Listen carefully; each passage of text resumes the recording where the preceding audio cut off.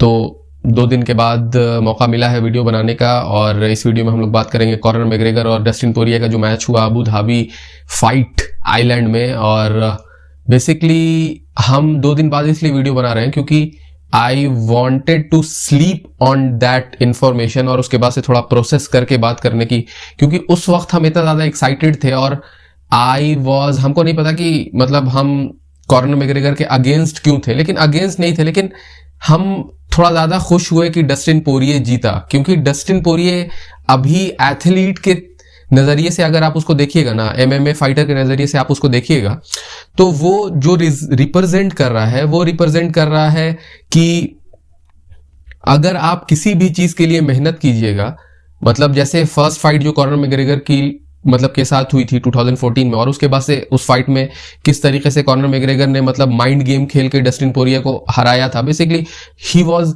Freezed, मतलब उस वाले फाइट में वो उस समय लाइट वेट काफी अच्छा था लेकिन वो परफॉर्म नहीं कर पाया। बेसिकली कॉनर मैग्रेगर ने माइंड गेम खेला। तो कॉनर मैग्रेगर के बारे में हम बुराई नहीं कर रहे, कॉनर मैग्रेगर के पास ये ट्रिक है भाई, उसके पास ये ट्रिक है। लेकिन अब ये वाली जो फाइट हुई तो डस्टिन पोरिये कॉनर मैग्रेगर को हरा दिया, इस वजह से बेसिकली आप लोग को पता होगा। लेकिन हमको ये भी चीज अच्छा लगा कि कॉनर मैग्रेगर मतलब हारने के बाद किस तरीके से उसने रिप्लाई दिया, मतलब किस तरीके से इंटरव्यू हुआ, और उसके बाद से डस्टिन पोरिये जो अभी रिप्रेजेंट कर रहा है कि अगर आप किसी भी चीज के लिए मेहनत कीजिएगा, किसी भी चीज के लिए मतलब आप टनल विजन रहिएगा, तो यू विल गेट दैट। और कोई कोई आदमी के साथ नहीं होता है, लेकिन जर्नी में जो मजा है वो आपको एक तरीके से समिट पे पहुंचने के बाद वो मजा नहीं आएगा। मतलब if you want to be successful in everything, just enjoy the process of learning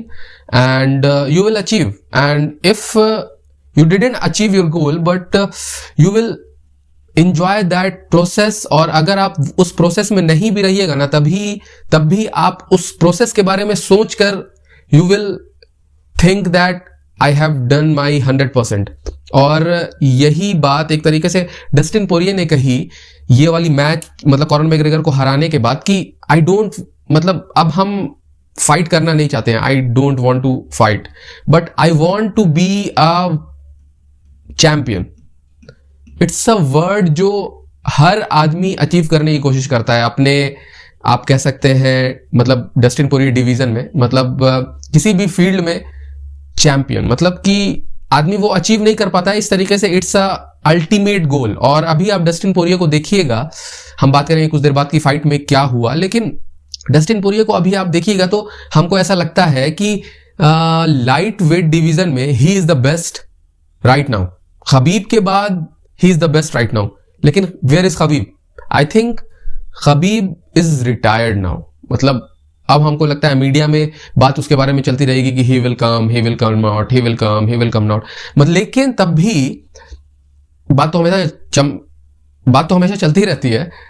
लेकिन तब भी मतलब हम भी बात करते ही रहेंगे कि खबीब आएगा, या खबीब के बारे में क्या मीडिया में बात चल रही है, इज ही कमिंग बैक। लेकिन खबीब के बाद अगर कोई है जो चैंपियन डिजर्व करता है टाइटल, अभी डस्टिन पोरिये का आप देखिएगा किसको उसने हराया है, और कितना ब्लड स्वेट एंड टीयर्स के साथ 2014 के बाद मतलब उसके रिज्यूमे में किसको उसने हराया है। That's like amazing.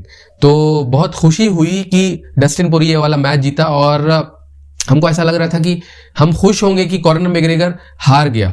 लेकिन आई थिंक मतलब वो अभी भी माइंड गेम खेल रहा है या नहीं खेल रहा है, आई डोंट नो, मतलब लेकिन if he is playing mind game, Conor McGregor is a very top class actor and he should join Hollywood, और मतलब बहुत अच्छा एक्टर होगा वो।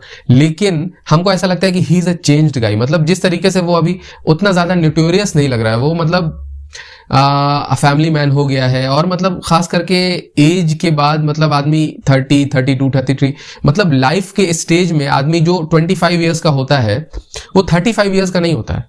मतलब कि लाइफ सिचुएशन सबकी चेंज हो जाती है, और खास करके कॉनर मैग्रेगर जितना अपने ब्रांड को वैल्यू देता है, अपना ब्रांड को, और उसके बाद से उसका बहुत सारा बिजनेस है, उसको उतना ज्यादा टाइम देना पड़ता है। तो हमको ऐसा लगता नहीं है कि कॉनर मैग्रेगर अब उतना ज्यादा एमएमए को टाइम दे पाएगा या चैंपियन फिर से बन पाएगा।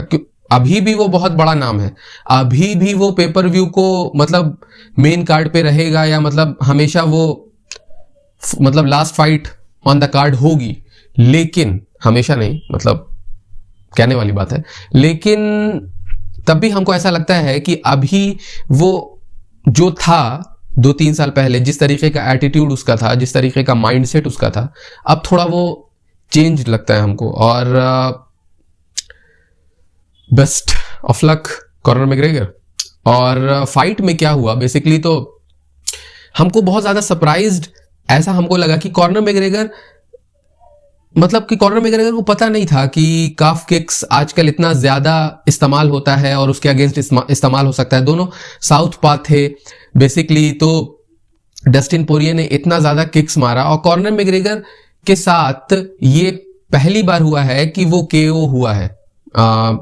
मतलब ये इस तरीके का सिचुएशन उसके फाइट गेम में पहली बार हुआ है, और मतलब हम लोग को भी मतलब देख के लगा कि अरे यार कॉनर मैग्रेगर के साथ ही हो सकता है, हमको ऐसा लगा। मे बी खबीब के साथ वो सबमिटेड हुआ था, और भी जितना मतलब उसको लॉसेज हुए हैं वो सबमिशन ही से हुए हैं, नेट डियाज के बाद भी हारा था। तो डस्टिन पोरिये को हराया था उसने 2014 में, 2021 में हारा डस्टिन पोरिये से। और ट्रिलोजी की बात चलती है तो ट्रिलोजी अगर नेक्स्ट फाइट कॉनर मैग्रेगर की किसी के साथ हो सकती है, हमको नहीं लगता है कि अभी मे बी टोनी फर्गसन के साथ मैच हो सकता है उसका।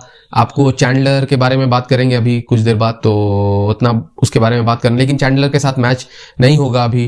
टोनी फर्गसन 2 लॉस स्ट्रीक पे है, तो टोनी फर्गसन के साथ हो सकता है। जस्टिन गेची के साथ मैच नहीं हो सकता, लेकिन तब भी इंटरेस्टिंग मैच है। और जस्टिन गेची जब खबीब के साथ उसका मैच होने वाला था तो कॉनर मैग्रेगर के साथ वो मैच करने वाला था, और अभी भी किसी के भी मतलब कि फाइट गेम में बहुत बड़ा एक पे डे है कॉनर मैग्रेगर, क्योंकि ही इज लाइक फेमस। और इस वजह से जस्टिन गेची के साथ भी, लेकिन हमको लगता है कि बहुत कम चांसेस है, लेकिन तब भी हमको ऐसा लगता है कि जस्टिन गेची और ओलिवेरा के साथ इन दोनों का मैच हो सकता है।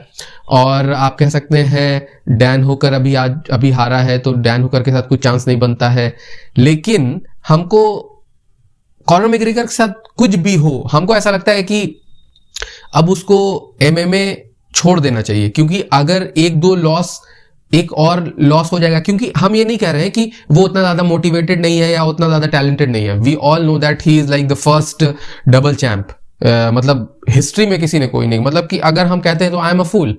लेकिन अभी हमको ये लगता है कि वो उतना ज्यादा मोटिवेटेड नहीं है, और उसके जिंदगी में बहुत ज्यादा चीज है जो प्रायोरिटाइज हो गई है एमएमए से ज्यादा।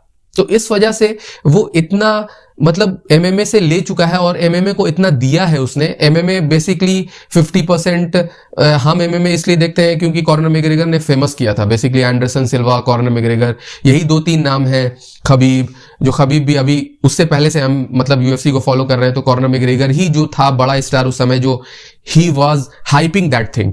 और I just sat on that bus and I am still in that hype.